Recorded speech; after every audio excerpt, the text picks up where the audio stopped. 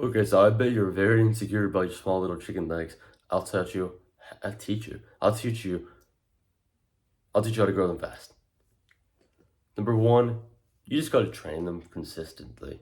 Like, I know you hate this fucking advice because you hear it in every single freaking video, but it's true. If you're not consistent, they're not gonna grow. Even if you have really bad technique on squats or deadlift or whatever the compound movement is or whatever the movement is, you're still gonna grow them after a long enough period of time. It's not gonna be like that. The advice in this video isn't gonna be just like that. It's gonna take a while. It's gonna be faster, but it's not gonna be like that. You know what I mean? It's not gonna be instant. You just have to remember to be able to delay the gratification and not just be like, damn it, I wish my legs were as big as I wanted them right now. It's your fault, man. It's just your fault because you didn't train legs when you first started training. You don't blame it on me. Blame it on yourself. And just wait. Okay.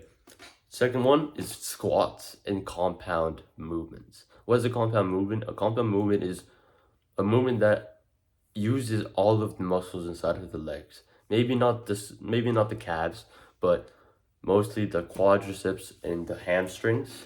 So what are my favorite compound movements? Squats, sumo squats, sumo deadlifts. I mean, sometimes I do deadlifts, not really.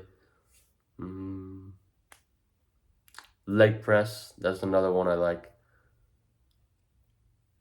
Those are honestly kind of it for my compound movements, at least.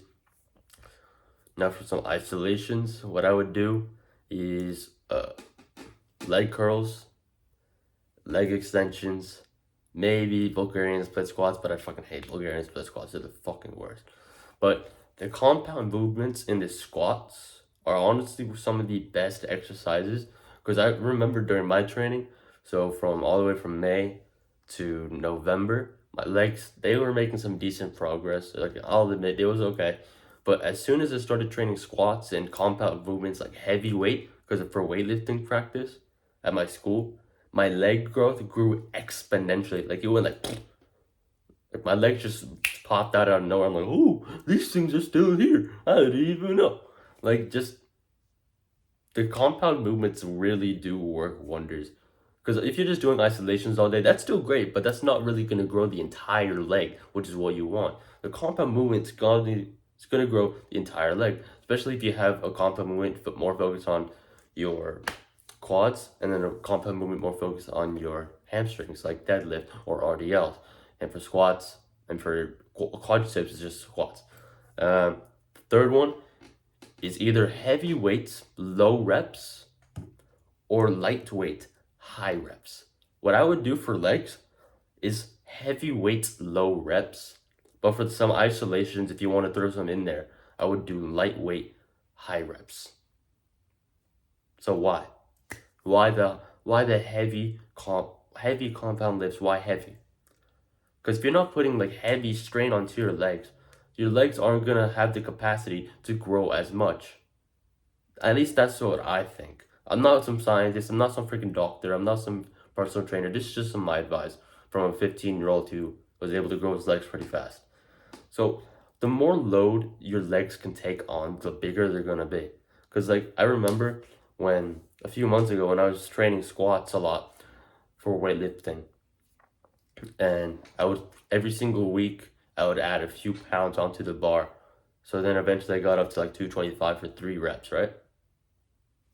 My legs just grew out of nowhere because my legs was overloaded every single week because I'm adding more and more weight to the bar. So if you don't progressively overload on weight, especially for legs, if you don't progressively overload on weights or reps, progressive overload, if you didn't know, means just adding on more weight or more reps every single week. Because if you stay at the same weight, you stay at the same rep range, your body's not gonna grow.